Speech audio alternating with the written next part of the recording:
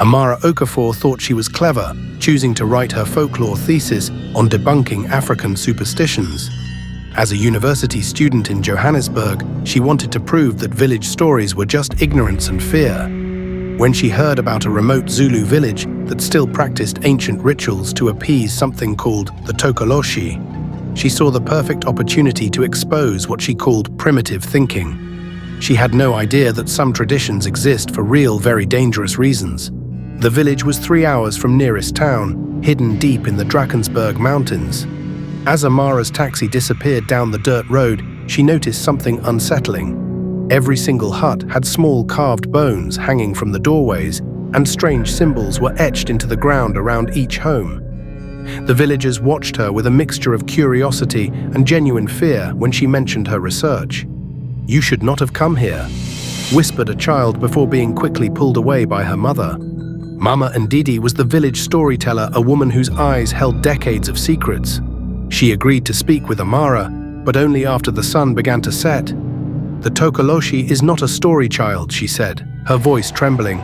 "It is hunger itself, given form. Every full moon, we must feed it, or it feeds on us. The bones, the symbols, they are not superstition. They are survivals." Amara smiled condescendingly, recording every word, convinced. She was documenting delusion rather than truth. That night, Amara stayed in the village guest hut, protected by what Mama Ndidi called the old ways salt circles, carved bones and whispered prayers. At exactly 3 a.m., Amara woke to scratching sound on her roof, small clawed feet running back and forth above her head. Through the window, she glimpsed something impossible. A small dark figure with glowing red eyes, no taller than a child, but moving with predatory grace. The next morning, Amara discovered the truth behind the village's survival. Every month, they chose someone, usually an outsider, or someone who had broken the old laws, to leave outside during the full moon. The Tokoloshe would take them, and the village would be safe for another 1 month. "We tried to stop feeding it once," Mama Ndidi confessed, tears streaming down her face. 60 years ago, in 3 nights, it killed half the village. The children went first. We learned never to deny it again. As the full moon approached, Amara realized with growing horror that she had been chosen. The villagers began avoiding her, their eyes filled with guilt and fear. Mama Ndidi brought her blessed oils and traditional protections, whispering apologies. "You came asking about the Tokoloshe," she said sadly. "Now it knows you are here. It can smell our disbelief, your arrogance. These things anger it most of all. We cannot save you, child. We can only try to make your passing easier."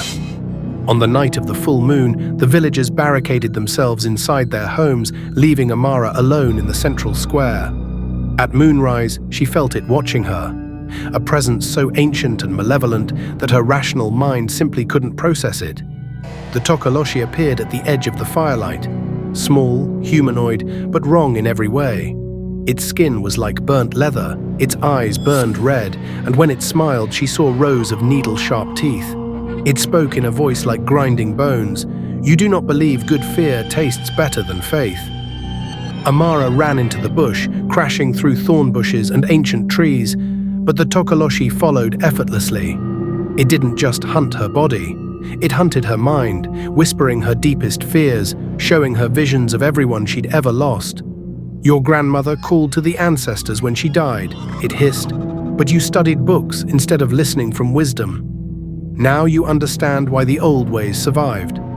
Every time she thought she'd escaped, she'd find fresh bone totems hanging from the trees. It was herding her like a prey. Exhausted and bleeding, Amara stumbled back towards the village, only to find Mama Ndidi waiting with the other elders. "There's one way," the old woman said, holding an ancient ceremonial knife. "If you offer yourself willingly, become part of the village's pact, your death will feed it for 3 months instead of 1. You can save others." As the Tokoloshe circled closer, its hunger palpable, Amara understood that everything she'd dismissed as superstition was brutally real. She took the knife, trembling. Amara looked at the ceremonial knife, then at the terrified faces of the villagers who had chosen her to die. "You've been feeding innocent people to this thing for generations," she said firmly. "That ends tonight." She turned to face the Tokoloshe, its red eyes burning with ancient hunger. "You want a sacrifice? Take me, but let this be the last." She drove the blade into her heart through her chest. Pure willing sacrifice broke the ancient curse forever. The Tokoloshe screamed and dissolved into shadow. At dawn, the villagers found her body surrounded by crumbling bone charms. The evil was gone, but so was the brave young woman who'd saved them all.